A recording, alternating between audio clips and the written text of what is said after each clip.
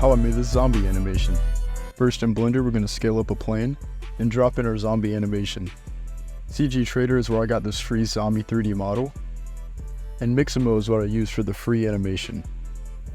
Gonna pan the camera up slightly. I used a 3D model of a cross that I made and animated it.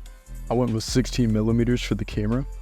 Here I'm adding some point lights just to add some depth to the cross. In edit mode, I'm gonna select my zombie and select all the faces where the eyes would be.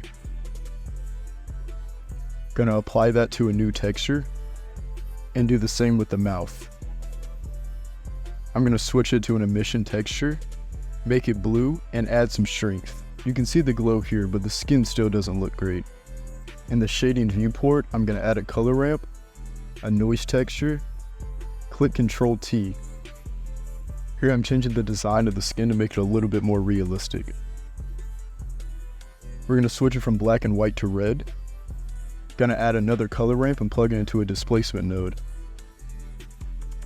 Gonna add one more color ramp to plug the noise texture into, then plug it into the roughness. Skin here kind of looks like plastic. So we're gonna add some subsurface to make it a little bit more gross. Now you can see the light reflect and shine through the skin. Gonna change the roughness and the scale of the displacement. Now we're getting somewhere. For the HDRI in the background, I changed the strength to make it very dark. Here's the animation playback.